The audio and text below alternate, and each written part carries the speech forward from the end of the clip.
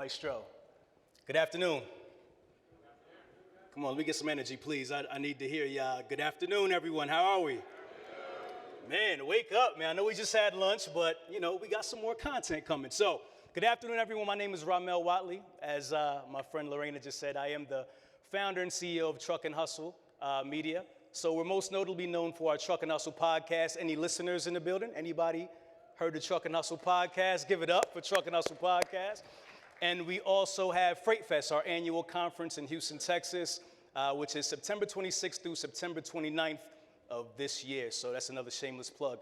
Any Freight Fest attendees last year? All right, we got to change that. My man right there. Give it up for this brother right here for going to Freight Fest last year. All right. Thank you. Listen, the way I talk, the way I speak, I like to be engaged. So I need y'all to be up. I need y'all to be attentive. We're going to have some fun. All right. So that was a great presentation by Blythe. I love when she talks because she always gives so much great tactical information. My talk is going to be a little bit more conceptual, right? I'm going to talk about some things that maybe you guys aren't doing yet, but I'm going to, challenge everybody to do this in their organization and see if it works. It's a thesis that I have. And my thesis is that every leader, every business owner in this building should have their very own podcast. What do y'all think about that? Anybody have a podcast? No one. No one has a podcast. Does everybody know what a podcast is? You all know what a podcast is, correct. All right. I've built my name, my reputation, my business, my second business through a podcast, right? We built a community through our podcast. And just to give you a little bit of context and more information about me, just so you know I'm qualified to kind of talk about this, let me tell you my story. So I started out in transportation in the early 2000s. I'm not going to give you the exact date, but let's say somewhere between 2000 and 2010. I'm not going to date myself, right? I was a driver, right? But I never really drove a truck. I got a CDL, and I quickly realized that driving a truck wasn't for me. I just wasn't comfortable behind the wheel, right? Some of you guys may be able to relate to that. So I quickly got an opportunity to become a dispatcher working for a small mom and pop company called Bond Transfer. That company was, like I said, a small company, and I met the guy. He was running the company. He was about 30 years old. He met me. He was like, hey, Rahmel, man, you're real personable, relatable. If you don't want to drive the truck, we have a job as a dispatcher. And I was like, what the hell's a dispatcher? I didn't even know what it was at the time, right? So he told me, he said, hey, you just got to manage the guys, and that's it. So I said, cool, I could manage guys. It's no problem. Not at all, right? So I got the job. Long story short, I went on to run that operation. It was a multi-million-dollar Pepsi operation. We would take small resin, guys know what resin is, little white resin balls. Those resin would go into this machine, and that machine would create plastic bottles. And we would then take those plastic bottles and ship them all across the country to Pepsi. And that's when I cut my teeth in transportation and logistics, right? After that, I went on to work for Ryder. That company went out of business. About 4 years later, I went to work for Ryder, who's in the building. Shout to Ryder. I learned a ton at Ryder. If anybody doesn't know about Ryder, they're one of the largest 3PLs, transportation companies, rental companies in the industry. And they're very, the infrastructure is there, right? You learn a lot. You learn how to do things the right way. They're very process-oriented, and you just learn how to run businesses correctly. So, but the only problem at Ryder was it was stressful, man. To be quite honest with you, working at Ryder was some of the toughest times of my life. I'd come home with headaches. We ran a CVS account. So every day, I'm sending about 60 guys to CVS's from Maryland to Maine. It was a very time-sensitive business. So, these managers are calling you all day, where's my truck? Where's my truck? Where's my truck? And they're on you, and all that is on you as a dispatcher. You not only have to manage the store manager's expectations, but you have to manage your drivers as well. And you guys deal with drivers, so you know how drivers can be. They can be a headache, right? Their problems are going to be your problems. Right? So in doing that, I said, listen, if I'm going to have all this headache, I want to do something for myself. I want to be an entrepreneur. I want to build my own business. If I'm going to go through all the stress and the struggle of having to, run a trucking company, I want to do it for myself. So I had this bright idea one day to start a staffing agency. And the way I got that idea was when I was working for Ryder, we had about 60 drivers that were always on staff, but we would have these things called seasonal spikes, right? So during Thanksgiving, Valentine's Day was just now passed. Hey, baby, my Valentine over there, Miss Truck and Hustle. We would have seasonal spikes, Valentine's Day, Turkey Day, Thanksgiving, Christmas, you name it, right? And we would need more drivers. So we would call in these temp agencies, and they would then lend us their drivers so we can use on a temp basis. So I started looking at it. I started making, having great relationships with these drivers because I'm putting them on the loads. And then I'm talking to the business owners, and they're sending their invoices, and I'm looking at it. I'm like, man, you pay your driver $20, and, you bill the customer $40, and there's like $20 in the middle somewhere that you're making, right? So I was like, this is an easy business. I could do this. Anybody could do it. So I went ahead and I took the leap, and I started my own business doing exactly that. I left Ryder, and I started my first business, and it was a staffing agency called Ultimate Driver Staffing. And we hired all independent contractors, or at least I thought they were independent contractors when I hired them, until Workers' Comp had that audit at the end of the year. You guys may be familiar with something like that, right? So, I'm saying all that to say I understand both sides, right? I understand how it is to be a business owner and have the stress of trying to communicate and trying to relate with your drivers, but I also understand how it is to be an employee and having the struggle of feeling like I can't relate to leadership. Right? So I've been able to see kind of both sides and understand how that feels. So that's kind of my story. And 4 years after I started my business, Ultimate Driver Staff, and I ended up selling the business in 2019. And that's when I started Truck and Hustle, right? And Truck and Hustle was like a passion project for me to tell stories of entrepreneurs just like myself who had started businesses in transportation and just put a spotlight on them because I felt that they deserved the spotlight. Nobody was telling their stories. There was other media companies out there that would talk about high-level data and analytics, but nobody was telling the stories of the founders and the business leaders out there, and I wanted to do that. So we started that. Where's my clicker at? Can you move the thing for me? Yeah, we'll just do that instead of the clicker, right? All right, cool. So this is my first podcast right here in 2019. This is me, that handsome guy right there. You see it says 2019, 629. That was my first podcast. And that podcast was myself interviewing a gentleman who worked for me at Ryder. He was one of my drivers, right? So we had an interview about him leaving Ryder and then becoming a fleet owner. So he bought his first truck. He actually ended up buying another truck. So he had two trucks, himself driving one, an employee driving the other one. And we were talking about his transition from being an employee to a business owner. And at the same time, I had left Ryder and I started my staffing agency. So we talked about my transition from working at Ryder to becoming a business owner. And one of the coolest parts about that podcast, I talked about the moment, how it felt when, and this is just an entrepreneurial thing that I'm just super proud of, when, I went from working at Ryder being stressed all the time and dealing with, customers and drivers and so forth and so on. And one of the proudest moments I remember was when I was able to invoice Ryder because I was now sending them drivers, right, as a business owner. So it was so cool to see that flip, right, to where it's like, man, I used to struggle and stress with you guys, and now y'all got to pay me, right? So that's just that entrepreneurial spirit is just something I've always encompassed and something I've always just kind of wanted to share. So when we started the podcast in 2019, we grew really, really fast. And people just loved the stories. People loved what we were talking about. We started having a bunch of people who wanted to be on the platform, and it just really, really grew, right? And that's kind of where we get to my thesis now, right? We built a community.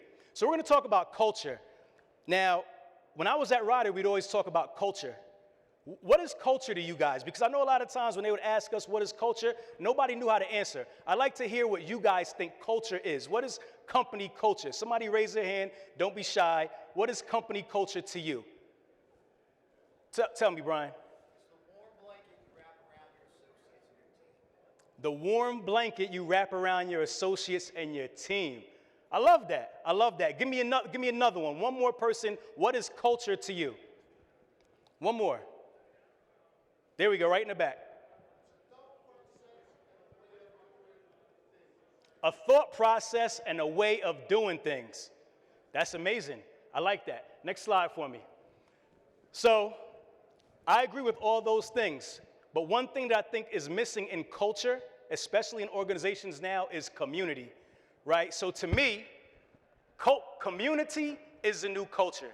And we don't want to take away culture, but we want to add to culture, and we want to also build community. So let's go to the next slide. Let's talk about what community is. We can skip that. That's too long. All right. So first, what is culture? We talked about that, right? The shared values, beliefs, behaviors, and attitudes that shape the work environment and guide the actions of individuals within an organization. Now, as you can see, there's different types of cultures. There's 4 shown right here. There's the clan culture, right? This is like where it's kind of like a group mentality. Everybody's kind of cool, buddy, and the clan kind of feels like they're all responsible for the organization's success. You have the adhocracy.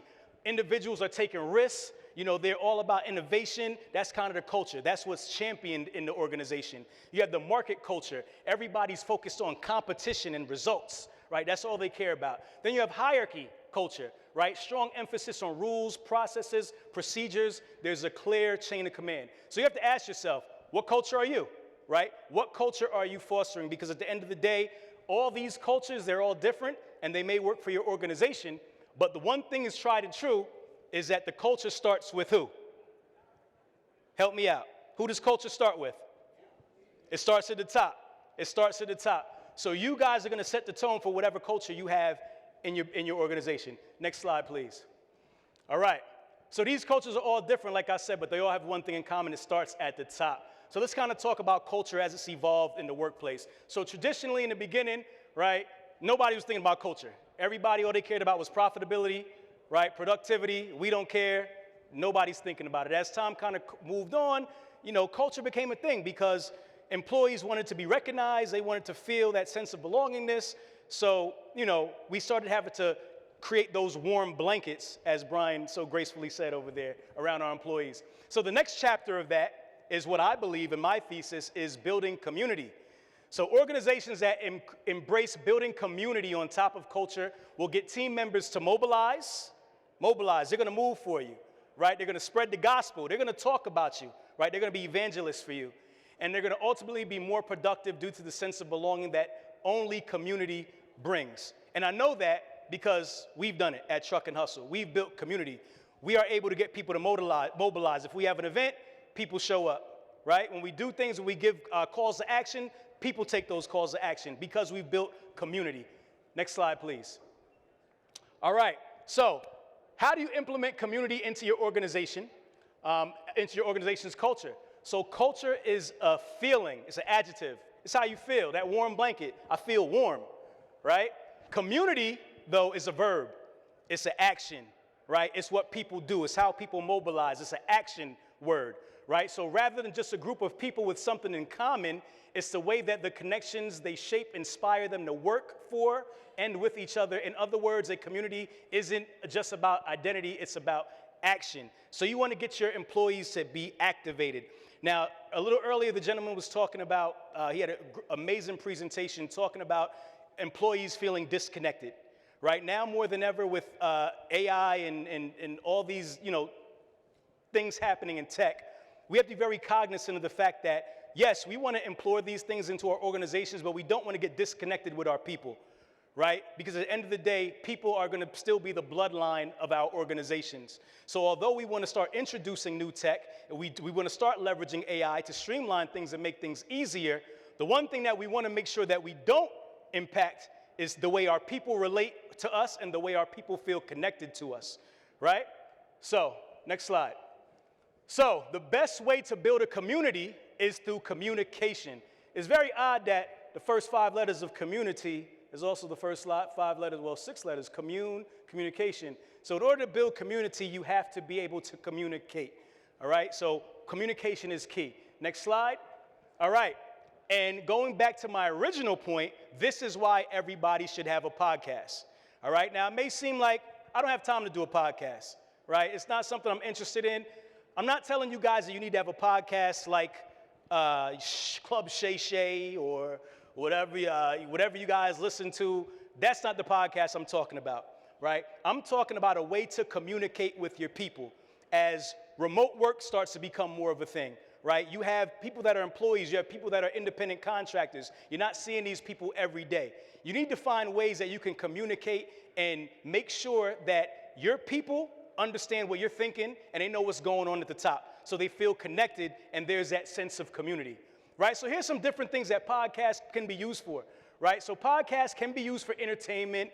Some people use them for lead generation, right? You have a podcast about a product or service, and you just want to talk about it so people could use or buy your product or service, right? But you can also use it as an inter-office tool for communication and building community. So here's things you could do with your podcast. Number 1, you can make announcements, right? You can make announcements with your podcast. You have something that's happening in the organization, something you want to talk about. You want to reach all the independent contractors in your group. You want to reach all your people. You can simply pull out your phone. You can use your voice note, you can say it right there, you can upload it on a podcast app, and you can send that out and distribute that wherever you want, all across the world if you so want to, right? That's the power of podcasting. It's free, it's easy, and it's fast, right? Meetings. You know, we love safety meetings as organizations. Who's still doing safety meetings these days? We still doing safety meetings? That's good. Everybody raise their hand, man. Well, what's going on? No safety meetings? All right. So, safety meetings, right? A lot of times, the drivers don't want to show up to safety meetings. They don't want to be there. They're in, they're out. They show up, they get their donuts, and then they get out of there. They forget about what you guys talked about. Now you can communicate those same messages that you communicate in the safety meeting through a podcast. Talk about it. What's going on? People are leaving stuff in the trucks and the equipment. Talk about it. What's happening? Make sure you keep your organization up to date. And everybody, that's at every level. And all this can be communicated through a podcast. Random thoughts, right? You as leadership, you want to talk about what you're thinking. How well do your employees or do your team members know you? And how well do you know your team members? Are you communicating with them? Do they know what you're thinking? Because maybe if they know what you're thinking about and what's driving the decisions you make, they'll be more apt to be receptive to the decisions you make, right? So a good frictionless way to do that, because you can't talk to every single employee every single day, is through a podcast. You talk about some random thoughts that you're thinking about, or the direction where the company's going, or a new deal that's on the table. Make them feel connected to you. Make them feel like they're a part of the community. And you do it through that podcast. Documenting your story. This is the one I love, right? Because podcasts, they're evergreen. You create podcast content on that RSS feed, it's there forever. So you can go back from when you started the podcast to the last podcast that you publish, and you could always go back. So not only are you able to look at the content and self-pace learn or self-pace get the messaging that you're trying to put out there, but you can also document your story. You could look back last year and say, this is what we were talking about. This was the information that I put out to my team last year, and this is the information that I'm sharing this year. And that shows growth, right? You're able to document your story through podcasting. So go to the next slide. Oh, one more thing, go back real quick. Anybody ever heard the 7-hour rule? Anybody? Show of hands? All right, so the 7-hour rule is a very interesting phenomenon. So there's a book called Oversubscribed. It's by a guy named Dan Presley, I believe. And the 7-hour rule says that if you engage with someone for more than 7 hours, or after 7 hours, that's when you begin to establish trust, right? So that can go with dating, any type of relationship, right? And you can do it in any type of increment. So if I go on 7 dates with somebody, by the 7th, and they're all an hour long, by the 7th date, we've established trust. Right? If I listen to a podcast and it's 7 hours long and I do it in one sitting, by that 7th hour, I've established trust, right? So podcasting is a great way to use that 7-hour rule and establish that trust, because over time, they're going to continue to hear you. They're going to hear what you're talking about. You're going to become ingrained in their DNA. They're going to get a chance to talk to you directly. And over time, they will develop more trust in you as a leader. Next slide, please. All right, so quickly, how to start a podcast. Super simple, super easy, super frictionless, and that's why this is one of the greatest platforms to do it with. You record an MP3 file. You don't got to get a fancy mic. You don't have to, do all that. You can literally take out your phone, create a voice note on your phone. Everybody knows how to use that. Take that voice note. You can send that voice note to your email, and you can have somebody on your team literally upload that to a free podcasting software. There's a podcast software called Spotify for Podcasters. It's free, right? You don't got to pay anything for it. It's totally free. It'll distribute your podcast wherever you want it to go. Apple, Spotify. You have to meet your people where they're at. Right? In this time, we have to learn how to meet people where they already are. All right? And then lastly, you title your podcast and you add a description. That's it. It's very simple. Podcast done. So you want to start ideating, what would your podcast sound like? What would it feel like? And how are you going to kind of communicate the messages that, you feel is important to your organization via this process? Next slide. All right. So strategies to making the best podcast ever. One, you want to create an avatar. The avatar is the person in your organization that you're trying to reach. So whoever is most important to you in your organization, whether that's your drivers, whether that's your admin, whoever you're trying to reach, you want to speak from their perspective, and you want to speak to what's important to them.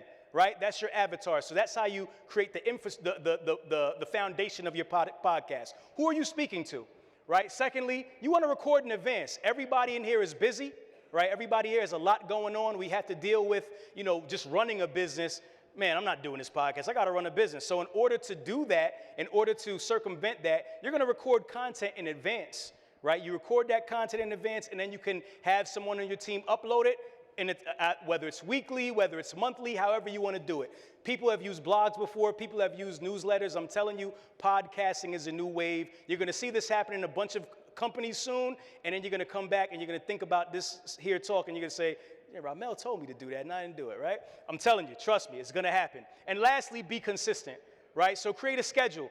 Make it something that your employees, make it something that your team members are looking forward to. They know you release a podcast once a month or once a week or whatever that is, whatever the update is. Don't overcomplicate it. Don't make it too crazy. Make it something that you can make sure that you can consistently do regularly, because that's what's going to make it something that becomes a phenomenon for your team. They're going to be so excited, let me check out the new podcast and see what's going on with the company. And that's how you create community. All right, so before I say thank you, which I already did, you weren't supposed to go to the next slide already. It's okay, it's cool. What do y'all think about my thesis? I need some feedback. You guys are so silent. What's going on? Talk to me. What do you think about this? Brian, talk to me. Would you create a podcast in your organization? You give it a shot. You give it a shot. If you would give it a shot, raise your hand. All right, so that's more than, I want to say, 60 to 70% of the room. That's good. That means I did my job. All right, the rest of you it didn't catch on yet. So what I want to do is, for anybody who would like to give it a shot, like Brian, I would work with any of you, just one person, whoever comes to me first, or just sends me an email. I'm going to put my email up there, rahmel@truckandhustle.com. Shoot me an email, say, Rahmel, I want to create a podcast for my organization. I'm going to help you ideate it. I'm going to help you come up with the concept, and we're going to do something, and we're going to create a trend in the industry that's going to set the industry on fire. All right, so you guys let me know. I look for the first person to reach out. I can't work with everybody, but I'm willing to work with one person in this audience. And that's it. I think that's my time. Am I good? All right. Thank you very much. I appreciate it. CLDA, I love you. I appreciate you.